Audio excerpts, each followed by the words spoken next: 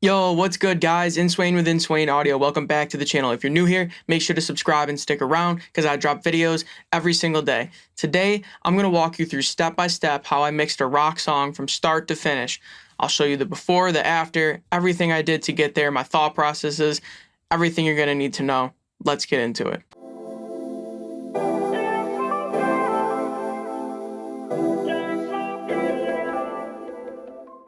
Alright, so here I just pulled up, I got the mixed and the unmixed version so you can hear the drastic before and after, because sometimes people don't show you what they start with, and it's really important to know how good the recordings and the track was to begin with so you can see where it started, where I took it, my thought process all along. So let's do that. First, I'll play you the unmixed version, so we'll listen to that.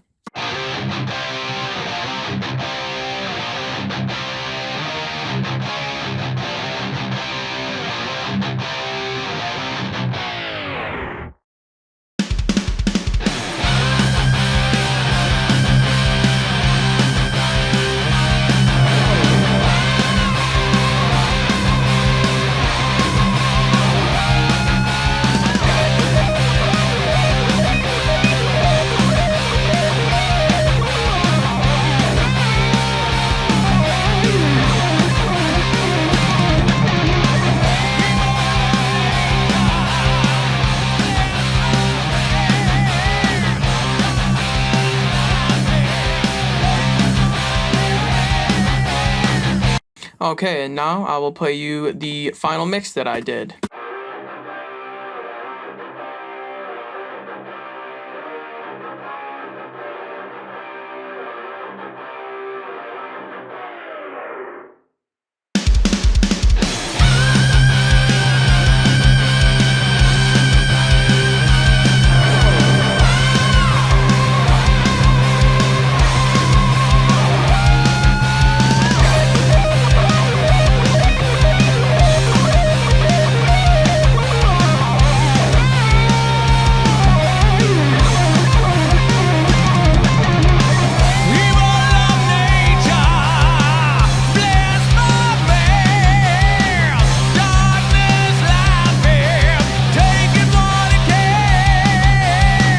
So you can tell there's definitely a difference. Now I'll A-B them back and forth so you can hear it in real time.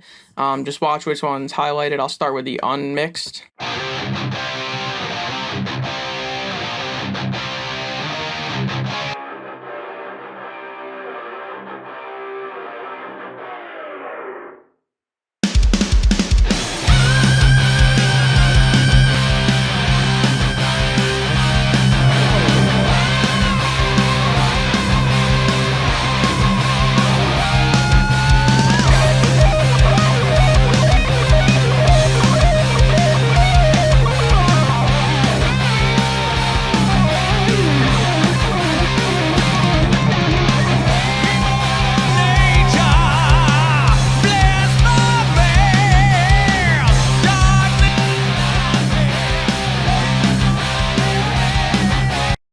So you can tell the vocal was extremely buried. Everything was all kind of out of whack, but we got it sounding amazing. But the recordings were good. We started with good source files, so that always helps. And I'm not going to lie to you guys and say that anything you record can come out sounding this good. That's not always the case. You need good recordings to get a good mix. You can always make the best with what you have, but you need good source material, which this song had. All right, so now let's jump over into the project, and I'll show you what I did. All right, so here we are in the mix project. Break it down for you guys. We'll start at the track level, then go to the bus level, and then I'll take you to the mix bus. So I got an instrument group which contains the bass, the lead guitar, electric guitar, and the rhythm electric guitars. So for the rhythm guitars, that's these. So let's see what I did at the track. So if you can see, I split them right here because on the intro, if you remember, I put an effect on it to make it sound really filtered and reverberant, making it sound like it's coming from another room. And the reason that I did this is so that when the song fades out and it comes back in, it has a massive effect. You're being withheld, right? You're being withheld information, frequency information, clarity, all that. And your ears get accustomed to it. So then when it finally drops and explodes with all that information, you're like, wow. And you really hear the difference. So I'll show you a clip of that real quick.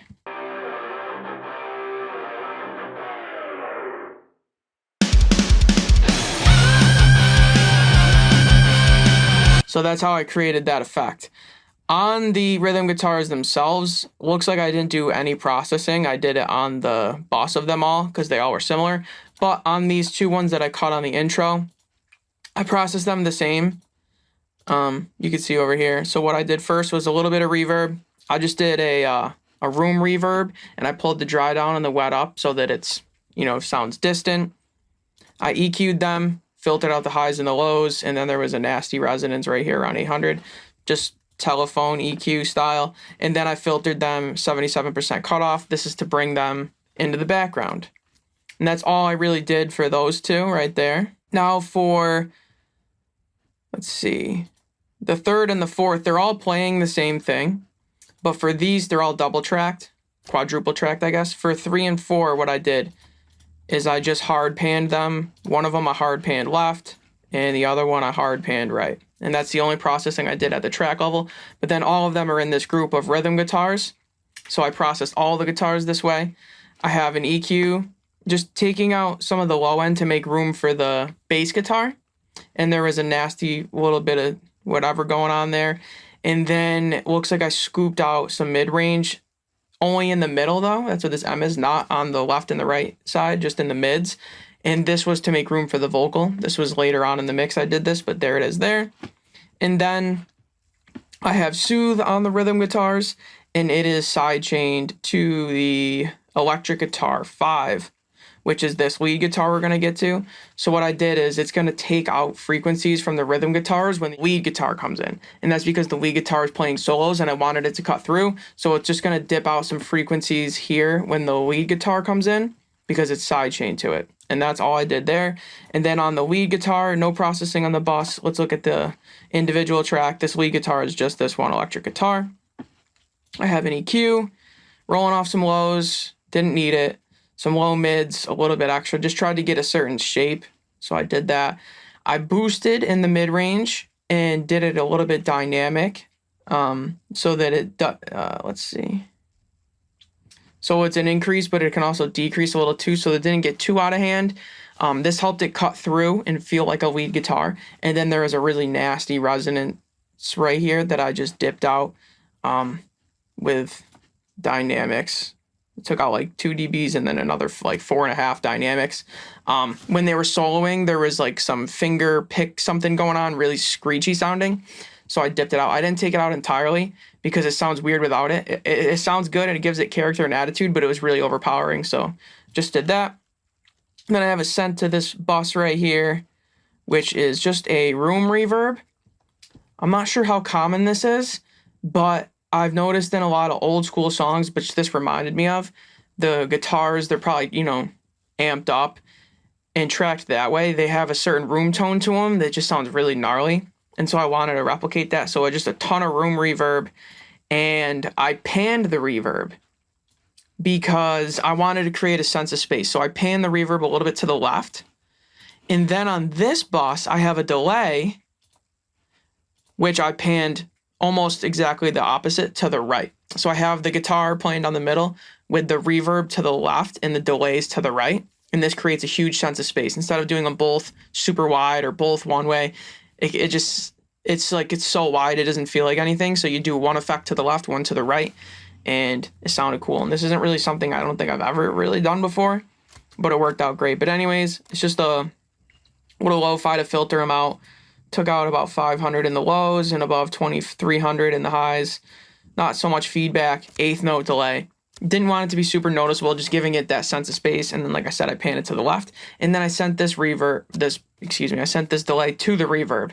So then I got a reverb to the right, or the left, whichever. I got reverb one way, delay the other way, and the delay is being sent to the reverb on the other side. So I get this super unique sense of space that makes the guitar sound massive, huge, cut through, have attitude without having to turn it up.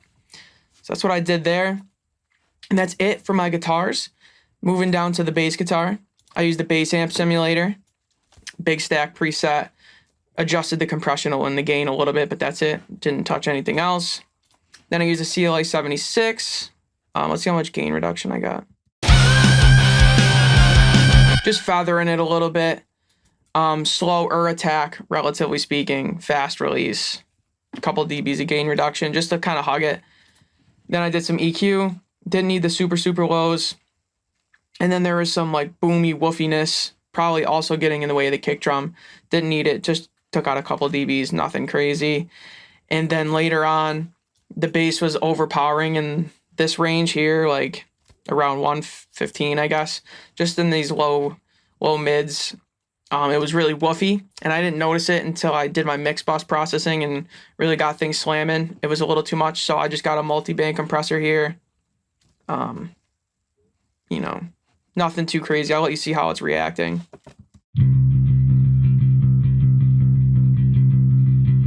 Just that low frequency there.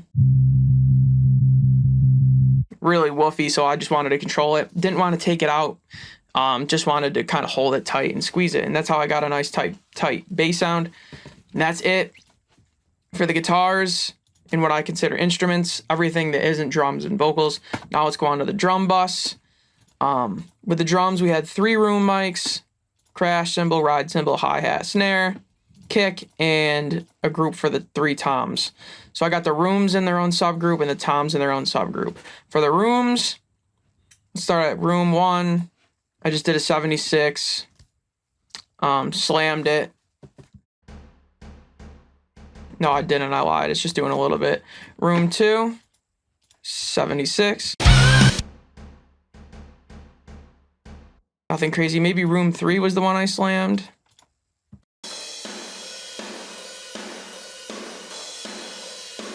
Yeah, and I did my attack and really very specifically to get this bloom sound, just to give them a lot of energy. You can see the room 2 are mixed low, room 3 is mixed a little higher. Then all of those go to this group with an EQ, rolling off the super lows, didn't need them. And then these right here were a nasty sound that was interacting with the actual mic'd up kick drum that I didn't like. That just sounds gross.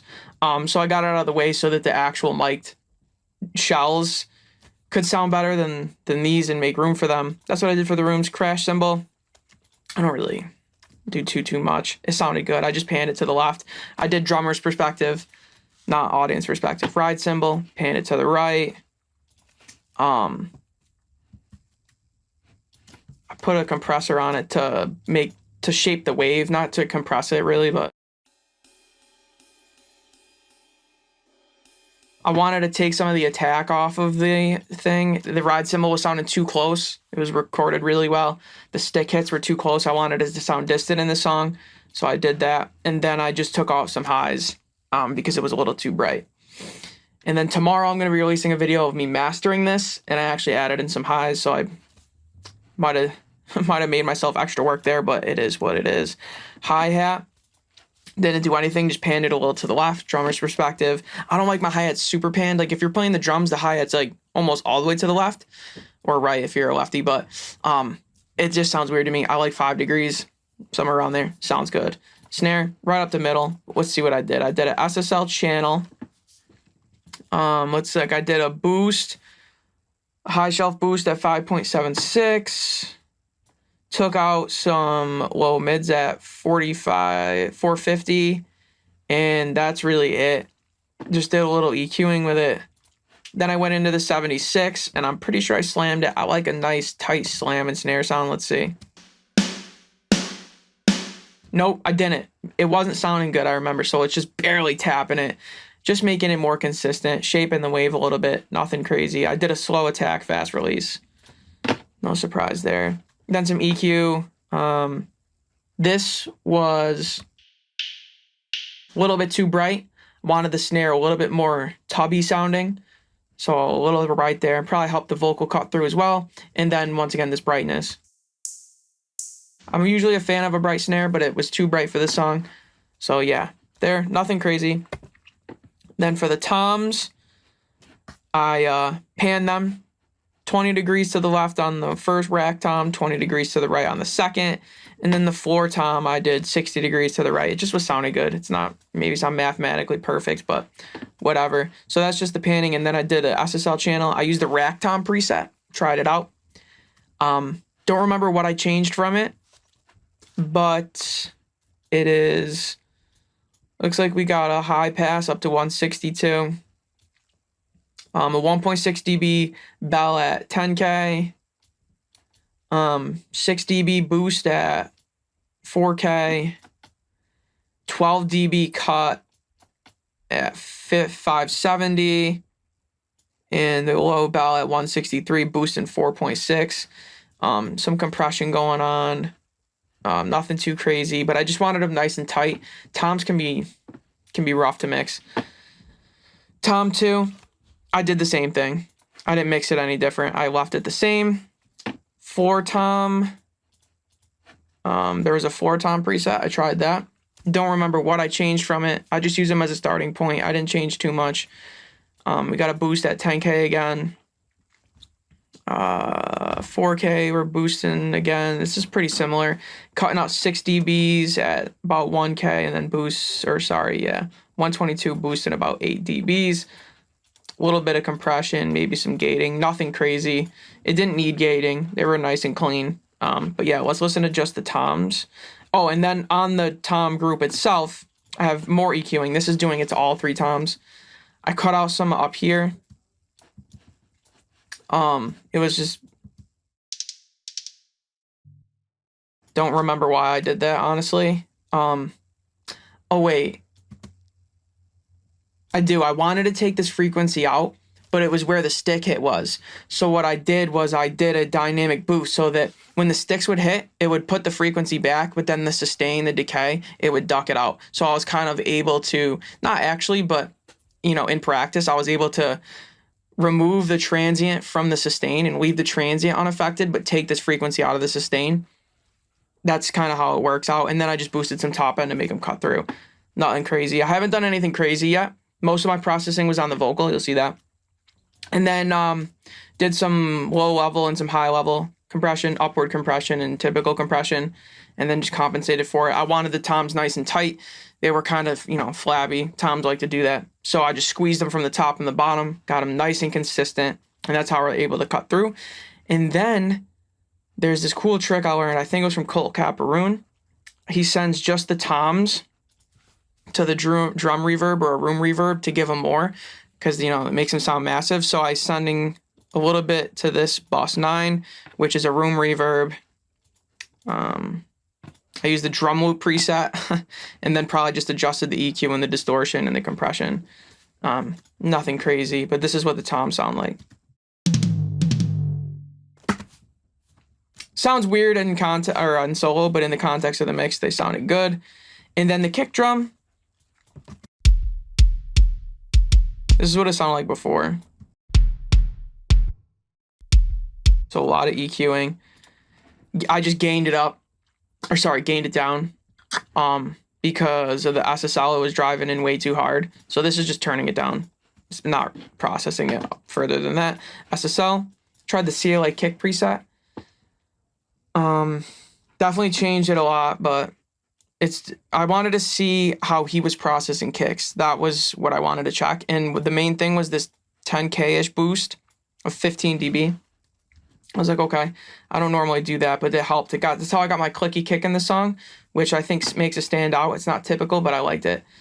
5K, we're cutting out 3.7, taking out 15 dBs at 80 hertz. And then it looks like at 50 hertz, we're boosting 9 dBs. A little bit of compression, nothing too crazy. It was recorded nice and consistent. And then I guess just gained it back up. So these two gain plugins aren't processing. It's just for gain staging. So I really just did this channel strip and then into this EQ, which I didn't do anything. I don't know. Usually I'm good about cleaning up my project, not doing anything. So it's literally just the channel strip. That's it. And that's that. And then on the drum bus, let's go back. I forgot to tell you the instrument bus with the guitars. What I did was cut out a little here, probably for the kick drum, and I put Soothe, sidechained it to the vocal. Just like I was saying with the last example of Soothe, what this does is when the vocal comes in, it's going to dip some frequencies out of these instruments. That's to let the vocal cut through. Now on the drum bus, I used the Kramer Pi compressor. Nothing crazy, not even tapping 3 dBs of gain reduction. There's the settings if you want to copy them. Just some drum compression. Use the black box saturator.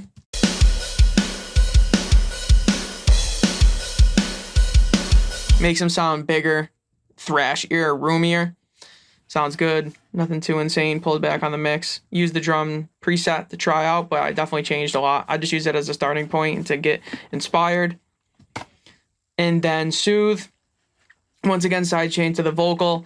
But I was doing it less. I don't want the vocal to take away from the drums. It's more noticeable. You lose the groove, and especially right here where the snare was hitting. I tried to make the vocal have less of an impact where the snare was. I wanted that consistent driving rhythm. Very subtle. And then I just sent it to that drum reverb that I was showing you, just to give it some cohesion and to make them have more sustain so they stand out in the mix more without having to turn them up. Okay, vocals. For vocals, we got the lead vocal, these 2 intro ad-libs, and then harmonies to go with the lead vocal. Super simple. So the main thing with the vocal is I like to start out with a tube tech. I'm not sure how this was tracked. I didn't track it, but I like my vocals tracked in a tube tech, so I use a plugin to emulate that. It's just doing like 3 dBs of gain reduction. You do the tag at 12, release at 2. That's what they say. A lot of tracking engineers use that. I just throw it on, get a couple dBs of gain reduction. This just glues the vocal a little together before I start processing it. It's almost like this was part of recording and not mixing, so you can kind of ignore that. Then I go into FabFilter EQ, rolling off some lows, low shelf up to about 500. It was a little dark.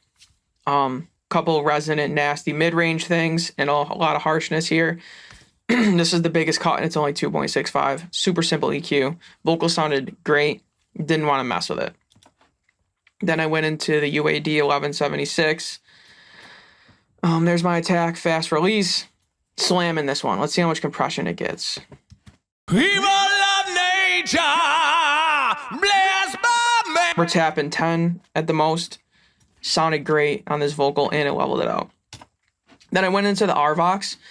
Typically, especially on a song like this, I'd want to go into a 2A. But I was like, I want this vocal to have power. Tried out the RVox, and it sounded amazing. People of nature, blessed by man, darkness laughing. It just gives it so much attitude, and we're getting once again like 7 or more dBs of gain reduction, so quite a bit of compression. I'm not afraid of it. That's how you get the sound. And honestly, I would want to compress this vocal even more, but the style, I had to be easy on it. Then I went into some saturation, Kazrog True Iron. The lowest amount of saturation you can get on the 108X setting. Just very basic. It's just gives it a more analog, real feel. But it's super, super subtle. It's barely even saturation. It's like, is it even doing anything? But that's what sounded good on this. Then de-esser.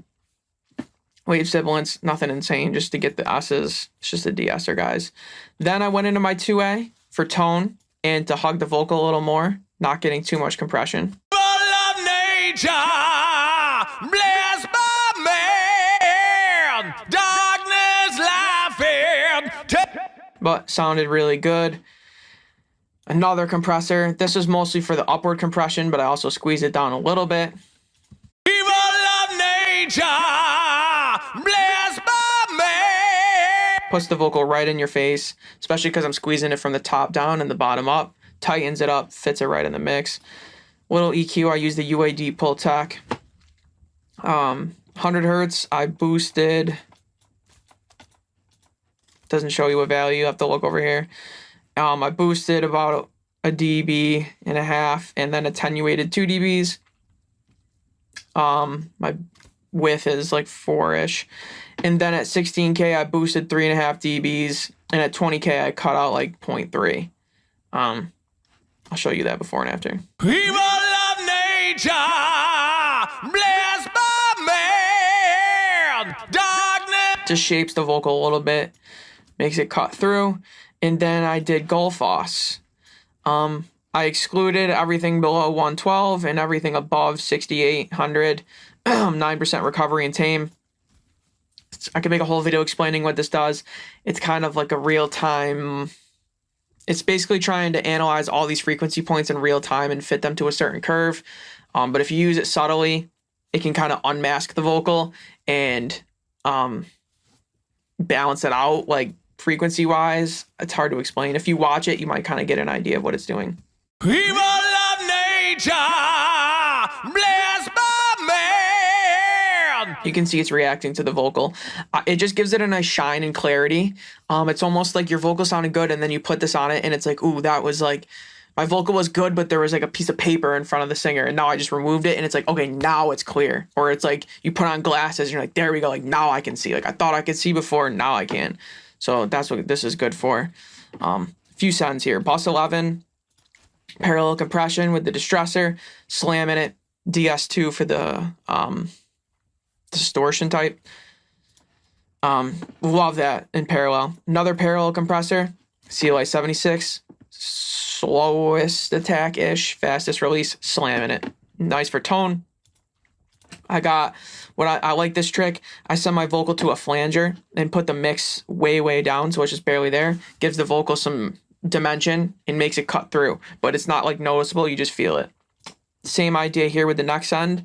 This is ensemble, same idea. Just gives the vocal a little bit of width and space and makes it cut through without turning it up. And it gives it this like sauce that makes it go from like flat and plasticky to like real. It almost sounds like you got your instrumental and your vocal, and then you put these two things on very subtly, and then they work together. I don't know why, but it just does. Learned that from Alex Toomey. Bus 15, room reverb, big room. Did quite a bit. I like the room sound on this. And then 16 is my delay echo, like my main reverb effect. People of nature. I knew right from the beginning, the first thing I heard when I heard this song is I want this vocal to sound retro and have a slap. And I knew this plugin's good for it. I was flipping through the presets. This one sounded the closest. Jason Goldstein Lo-Fi Slap. I think I turned the reverb down and the slap up. Might have changed the EQ. But it just sounded good. And then I just, blended it into taste, which was a lot. But it just sounded good. I wanted it to be affected to have that 80s feel. Moving on down to the ad-libs. It's basically just the lead vocal. What did I change? Maybe the EQ, the compression. No, EQ compression is the same. I think I just panned them left and right 45 degrees. And then on the group of them, I did an R comp with a fast attack, slow release to make them feel more in the background. And then I did this plate reverb, Abbey Road's vocal plate, and I just messed with the dry wet so that they're more distant. So they just sound like the lead vocal, but in the background, which is the purpose of them. And then I think I turned them down a little bit. Nothing crazy. Then for the harmonies, what I do is I'll just copy the lead vocal track and then mix from there. So I start with that mix. What I changed was the EQ. Nope, I lied. I didn't change the EQ. Changed the compression, I think. No, I didn't. I didn't change the compression either. Maybe I left them as is. I left them as is, but on the group is where I did the processing. So once again, R comp, fast attack, fast release here, puts them in the background more, clamps down on the transients. You know what I did change, on the harmonies is I did the de-esser, extreme de-essing, because you don't need that to, you don't need to hear the S's, especially when they're panned. Harmonies 2 and 3, I just panned them 40 degrees left and 40 degrees right. These were the high harmonies, and then the low harmony I left down the middle. So it's really just extra de-essing and pan them to the side. And then on the group of them, like I said, I got this R comp to shape it, put it in the background, compress them a little more. Here's where I did the overall global EQing. Telephone type, but not as extreme, just some lows I don't need and some highs I don't need. This simulates the effect of them being in the background, so the lead vocal cuts through.